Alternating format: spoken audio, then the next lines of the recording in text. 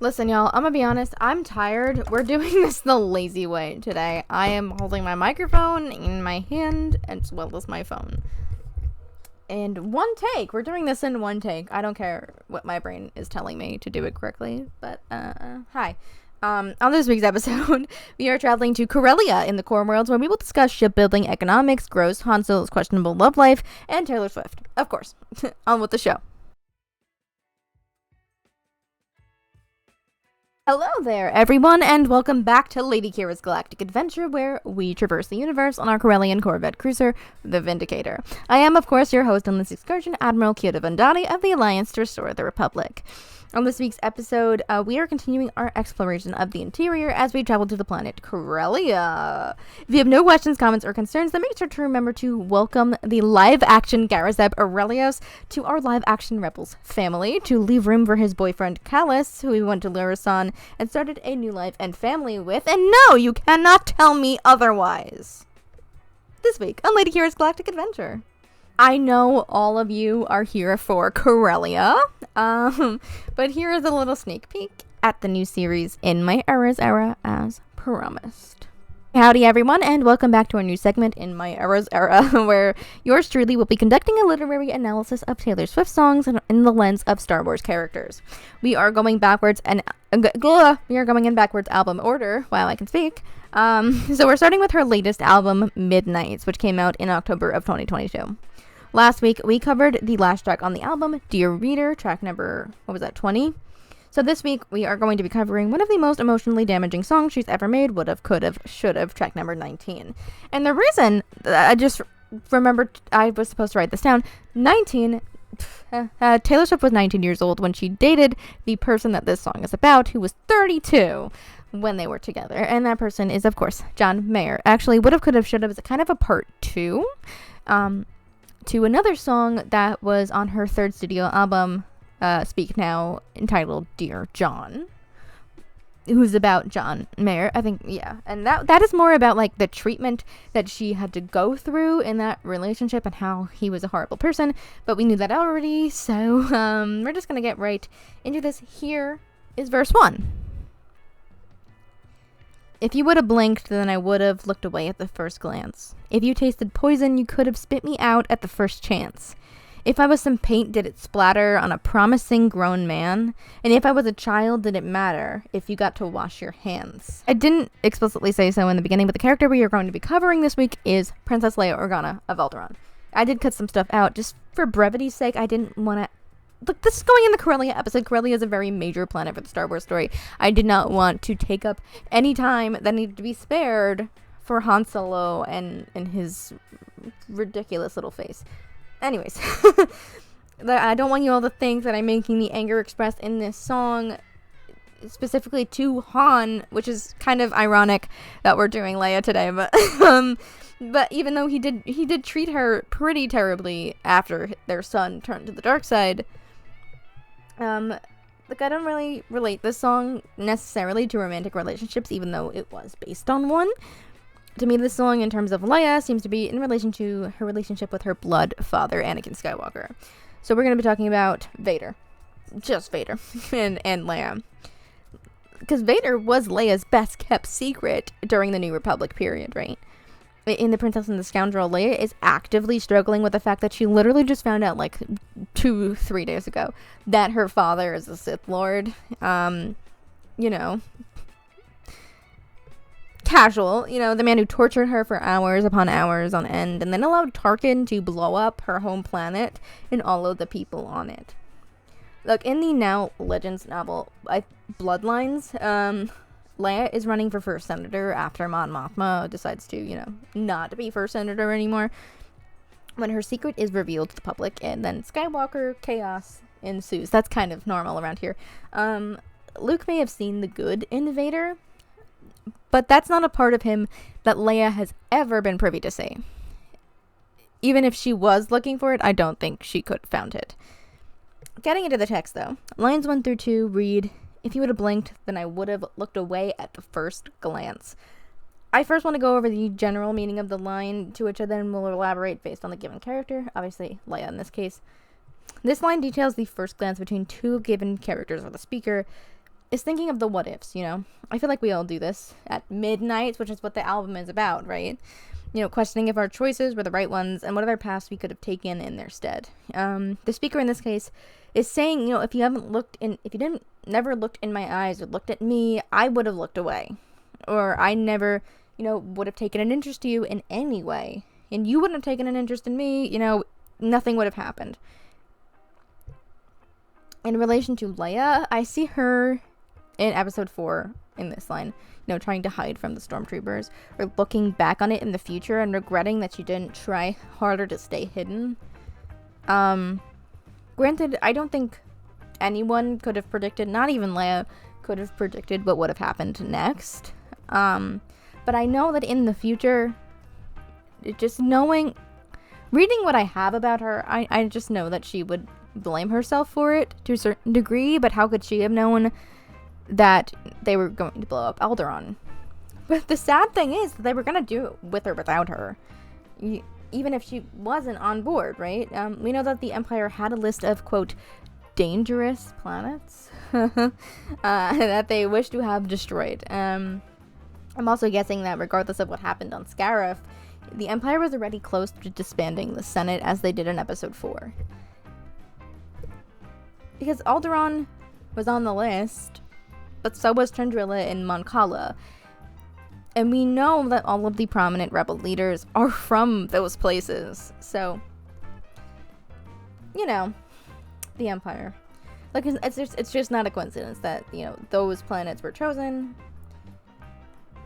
Because everyone knew that rebel activity was being conducted there. Just no one knew to do anything about it. The Emperor himself and Vader were like holding off because they thought that they were going to start a war, but they never did because the Council was too afraid to until Scarif Beach happened, right? And that's why the war begins. Leia being on board may have actually prevented Chandrila and Mon Cala from not being caught up in that laser blast. Because if you think about it, she would be witness to not one attack, but 3 attacks if they kept her on board for that. And she would have been able to, you know, outline the parts of the ship that she had already seen and how the laser was working to her general knowledge if she had made it out alive. I'm just saying a lot of people would have died if what happened didn't happen, you know? Anyways, lines 3 through 4 read, if you tasted poison, you could have spit me out at the first chance. The poison, I think, is in reference to someone's character. Like, if the other person can tell that they were untrustworthy, or toxic, or a traitor, going back to the Deirdre lyrics, right? During those initial conversations, then they would have not proceeded with the relationship because, you know, the woman is always the problem of the relationship if the man is telling the story. Right? The woman always makes his life, quote, a living hell, end quote. How many times have you heard that in media, right? When in fact, it is their lack of emotional intelligence and negligence of their female partner's needs that makes relationships end like that. Men make themselves a living hell. Let's all remember that, please. And some of them like to work on it, but some of them don't, because they think they're better than it. I don't necessarily think this line relates to Leia's situation that I laid in front of you, but I could argue it fits with Anakin and Padme. But I don't think people would like if I started headcanoning Padme's feelings, although men don't really care about that, they just care about her boobs. Let's be honest. But Anakin was toxic as hell. I honestly fear for what would have happened if Anakin was allowed to be an actual father. Like, if he never went dark side. Leia would not be as happy as she was.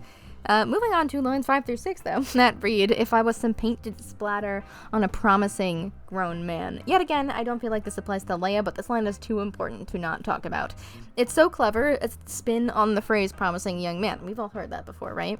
As I explained in the intro, John Mayer was 32 years old when he was dating a 19-year-old Taylor Swift, and was by no means a young man, but a grown man.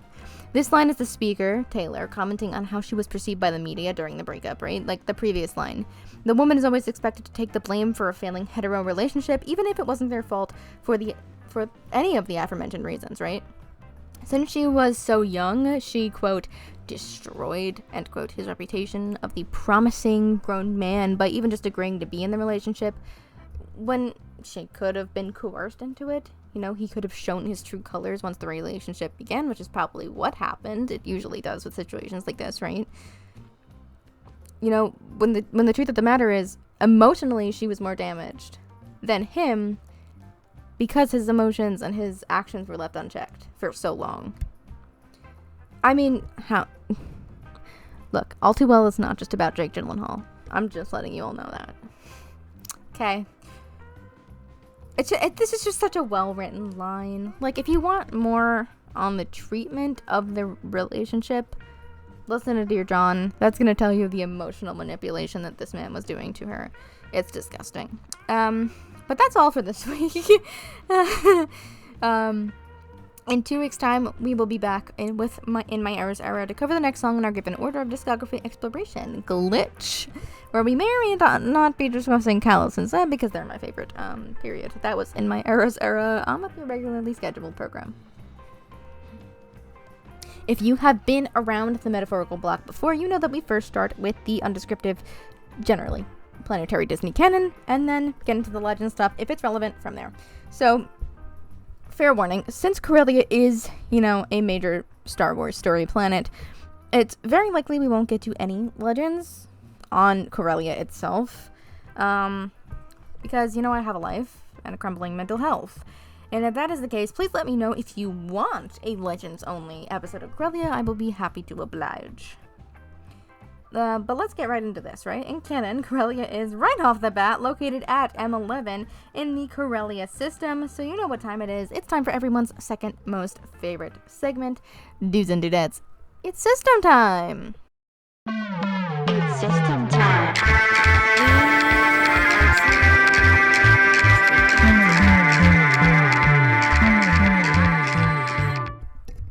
The Corellian system is a 4-planet star system in orbit around a single sun, Corel. And you're going to see, if you click on any of the links, like if you search this up yourself, you're going to see it's a 5-planet system, but people do count the sun as a planet in the system, even though a sun technically isn't a planet. It's contentious. Let's just not talk about it, okay? So Corel is a yellow G-class star, and that's pretty much all we know about it. I have included a little graphic. It will be in the video description. It also will be on screen, hopefully. I'm going to be cropping myself out. Not cropping myself up, cropping out my bigger picture so you can see it. Where was I? Oh yeah, so in the first orbital position, we have Corellia, which we will cover when we have covered everything not as cool as it. So in the second orbital position, we have Selonia, which in Legends isn't a different orbital position, I am aware. You don't need to tell me. Not much is known about Selonia, but in canon, but there are some legends that I will grace you with. In legend, Selonia was an ocean planet native to the Selonian race. We'll cover them in a few minutes, but let's finish the planet first before I get too ahead of myself, okay? So Selonia was an industrial world comprised of many small islands surrounded by a global ocean. The Selonians dug an elaborate network of tunnels underneath the planetary surface to allow for greater contact between citizens, because oceans apart is not a good way to be, is it? There are said to be many sea monsters that lurk in the oceans of Selonia, but that's just speculation, right? Maybe just don't look behind you. Selonian dens and tunnels ran through most of the planet's crust and mantle, while orbital shipyards operated above. What is Corellia, if not shipbuilding capital of the galaxy, right? So it just makes sense that all of the planets in its system would be linked to that in some way, shape, or form. And that's about everything I want to get into on Selonia, so before we move on to the next planet in the system, let's first discuss the Selonian people. The Selonians are a sentient species with light-sensitive eyes and look like a character from Teenage Mutant Ninja Turtles. I think his name was White Tiger, or I might be getting that confused with a character from Amazing Spider-Man. I'm really not sure. I just know I used to watch the animated Teenage Mutant Ninja Turtles on Nickelodeon, and it was sparking a memory, but I don't know which memory it was. Anyways, do I sound like the Troom Troom Girl? Tell me if I sound like the Troom Troom Girl. I really want to sound like the Troom Troom Girl. How many times am I going to say that? Holy crap! In Legends, though, they don't look like tigers. They look like lemurs. It's a weird discrepancy. I don't know if it's a discrepancy. It's just weird how, like, we can't decide. I've never seen a race that we've covered on this show that's done that before. Like, if they look one way in canon, they usually look that way in Legends too. I don't care. Let's move on. In Legends, they were creatures with brown or black fur, needle-sharp fangs and claws, powerful tails, and long pointed faces with bristly whiskers. Look, they have a long description, but I've included the link in the description if you are interested in that, because I still got a lot left to cover. Back to system time, though. Our next planet is called Talos, and I'm gonna be honest, we have practically nothing on it in canon. So let's go into some Legends sleuthing. Talos is one of 2 sister planets, Tralis being the second.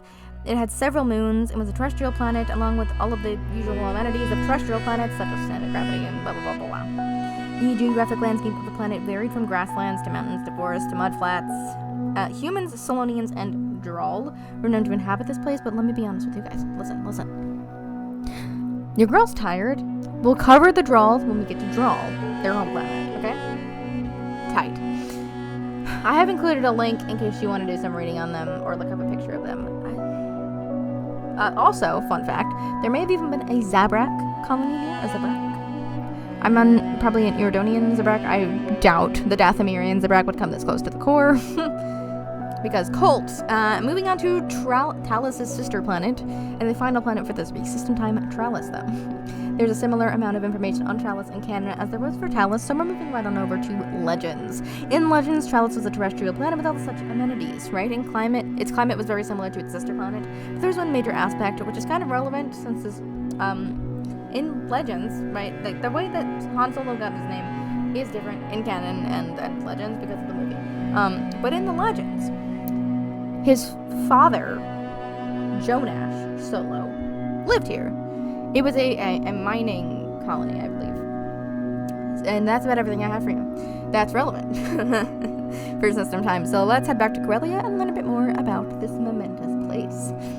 I think it goes without saying, though, that the Corellian run spurs forth from Corellia. For those of you asking what the heck is that, let's talk a bit about it. The Corellian run is a super hyper route that actually begins in Coruscant and ends in Lama Red in the Outer Rim. Corellia may not be the starting point for the hyperlane, but it was named in its honor because of the amount of trade that Corellia creates, right? It's a shipbuilding powerhouse and pretty much always has been. Well, not anymore, but you'll see why. You can't make a market off of hyperspace-capable ships without the ability to sell those ships to people who travel through hyperspace, right? A hyperlane in its name would ensure that not only would they get materials from all over the galaxy, but also could deliver ships to people from the core to the Outer Rim. And there's actually another hyperspace lane that is super important for Corellia's economy, the Corellian trade spine. This is another super hyper route, which this time does start in Corellia and ends, ironically, at the planet Terminus. Like, terminate, like end. Interesting. But there's one more thing we actually have to go over before Corellia itself, because for the first time in a long time, it's moon time. We haven't had a moon time in a long time, in a couple episodes, actually. Corellia has 3, so let's get right into this, right? So heads up, we are on page 18 of the script. Let me know in the Q&A or in the comments or in, how many pages you think this is going to be in the end. I will tell you. The first moon is literally called Corellia's nearest moon. But let's just say the name isn't in our records here on ye old Vindicator, and move on with it. The next moon is named Gus, which sounds like a side character in a Taika Waititi movie, and I kind of live for it. We don't know much about Gus, but Gus seems nice. Nice moon. That sounds so wrong. I'm sorry for that. Let's move on to Gus Talon, the third moon, which isn't the same as old Gus, by the way, but could be as cool, I guess, which was a terrestrial moon with a breathable atmosphere and even hosted a university dating back to the High Republic period. Pretty neat. Gus Talon is cool beans. Okay, now we can finally talk about the reason we're all here. Corellia. Corellia is famous for its starships and talented pilots, as well as some very famous people that we will go over now, such as Han Solo. If you don't know who Han Solo is, and you're watching this or listening to this, I fear for your life. Qi'ra. Not me, Qi'ra. No. The Crimson Dawn Qi'ra. I would never date that trash of a human. In my dreams. Okay, I've read fanfiction. Shut up. Also, Wedge Antilles is from here. He's my favorite. And me, Qi'ra. According to the lore of this show. If you get that reference, I love you. Okay, if you don't get the reference, it's game theory. When Matt Pat says lore, he doesn't say lore, he says lore! Why am I talking so fast? I swear I only had 1 cup of coffee. It's 3:18 p.m. Okay, so there's lots to see here on Corellia, so I'm not going to be able to cover all of it, but I will cover as much as I can for my own sake. Corellia's temperate climate was home to all sorts of geographical features, such as forests and jungles and concrete jungles, if you get what I'm putting down. It was also home to a bunch of flora and fauna, but I want to pick out my 4 favorite fauna names to share with you. Simply cut on time. First up is the blue vev glider, a large blue species of fish native to 2 planets, Corellia and Nor, in the Mustafar system, which also happens to be where the Fortress Inquisitorius is located. Strange, but it is a coincidence. These fish could grow taller than the average human and had poison barbs on their sides to protect themselves from predators. Get me some of those, please. Next we have the Qi'ra, just because I thought it was fun to say. Qi'ra. Amphibious reptiles that live in the Green, which is a pseudo-wildlife preservation in Coronet City, which is the capital city of the planet, by the way. Apparently, these creatures were known to literally hunt themselves into a coma. And I relate as a super hyper anxious person who literally crashes without fail at 1 p.m. every single day, regardless of what I've done. Period. Anyways, next is the Lancipike, I think is how you say it, which is another type of fish that's known to be a Corellian staple in their local cuisine. I have no idea what they look like, no idea what they taste like. Don't ask me. Period. Lastly, we have yet another fish. Weirdly, fish on Corellia have funky names, but I dig it, or shall I say, I swim it. God, I need help. That was funnier in my head. This one is called, and it's doozy, the Mottled Hex Skip Paddler. It was so extra I had to do it. Okay, they were black-skinned, long-bodied fish with large, flat tails. They look freaky as hell. I will include a picture. Look, they also had 6 eyes and a pair of sensory tentacles. That's a quote from Wikipedia, by the way, on their fronts. Star Wars, where our most interesting names are given to funky fish on a planet that has rarely been seen in the visual gallery. Actually, Corellia and Chandrila. I mean, Corellia has been in Solo, a Star Wars story, but we weren't there for very long. It was like 10 to 20 minutes of the film, right at the beginning, like 10 minutes. I don't think we've ever seen Chandrila in the actual, like, visual media gallery. That's kind of a problem. Lucasfilm, that's a problem. Can we please see Chandrila, for a reason that's not going to be Mon Mothma's funeral? And like, please, I beg you. Lucasfilm, you're not watching this. Lucasfilm. Hi. Can we have, like, a happy occasion to go to Chandrila, like a festival, or maybe Callus and Zeb's wedding? I'm never gonna live this up. I'm never letting it down. This is a hill that I am going to die on. Otherwise, there are 3 billion Corellians. Fun fact. But unlike many planets we've covered recently, most of them aren't human. They could be Barbadellans, Basilisks, which we have covered in the mega Constantia Calis Com, Odom, and Volter episode, which isn't on YouTube, but you can find it on Spotify or the Apple Podcast or wherever you listen to your podcasts or music. Wow, that's so long. I'm sorry. Caesarialans? I don't know if that's how you say it. Grindelins, Keldor, like Plocoons, Keldor, Paulix, Rhodians, Celestins, Twi'leks, and Ugars. With the description of the planet finally out of the way, I think it's time for everyone's most favorite segment, 23 pages in, dudes and dudettes. It's history time.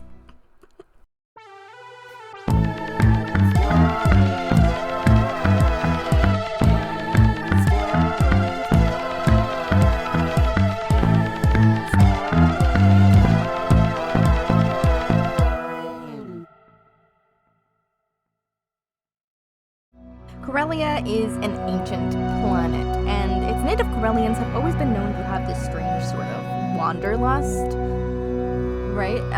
Before the creation of hyperdrive technology, Corellians were making ships, just not ships that could fly in space, and were exploring their own oceans, which is probably why they know so much about their own species of fish. Probably. I wonder if Corellians know more about their oceans than we do. Probably. This is Star Wars, let's be honest. There also was a royal family on Corellia, but I'm unsure what point in their history the royal family came into being. I do know that the royal family, once hyperdrive technology was created, well, actually, reverse engineered, as we found out in a previous episode, that they themselves were sponsoring explorers to explore, the uncharted galaxy at the time, and to basically make colonies in the name of Corellia and the Old Republic. Pretty standard colonization practices. Love that for us. By the time the Empire came around, Corellia was known for its shipyards, with its royal family vacating the throne for who knows how many years before the Empire came into being. Corellia's intergalactic political power had faded at that point, it now being home to a heavily impoverished population and polluted to the nines. Imagine Beijing amounts of pollution, as in wearing, ventilated masks every single day in the streets. Corellia is important basically for us now only, in their history, but we don't even know much about their history, we just know that they were important in the past. I mean, the Republic has started many wars, and I imagine that them, Corellia, and Kuwait, and some of the other places we've talked about, would have made bank during the Sith Wars. Let's be pretty freaking honest with ourselves, right? But on to the times of the Empire. Fun. When the Empire was created, despite its lack of modern prowess, Corellia's shipyards were transformed into Imperial ones, used to build TIE fighters and Star Destroyers. A basic part of any Imperial diet. Understandably, many on Corellia would try to escape the horrendous Imperial treatment, right? But that is exactly why the Corellian Security Office was created, to stop them. Love that for us. When a place degrades to such a low, it's just the next common step for crime to run rampant there, but leading to the creation of syndicates, as we've seen happen many times before. One of these syndicates on Corellia is the White Worms, run by Lady Proxima. If you've seen Solo, you know what I'm talking about. She is this busted, crusted, and rusted white worm, literally, get it, that ran her business in Coronet City. Han and Qi'ra used to work with her. That's basically all you need to know. A few years before the Battle of Yavin, though, a Corellian resistance did emerge to start fighting Imperial oppression. Onwards to after the Battle of Endor, the BOE. I swear, it's a thing, it's catching on, I promise. No, just in my own mind. I'm such a liar. The boys Leia, Corellian law enforcement and the New Republic were actually in decent relations. I'm unsure whether or not they were a member planet at the time, or if they were being considered for a member planet. All I know is that they were on a list someplace at some point in time. Okay? But they must have been fairly friendly if Corellia was literally opening its criminal database to the New Republic. Boo! It's the First Order. And do you know what the First Order did here on Corellia? I bet not if you're listening to this show, because I didn't.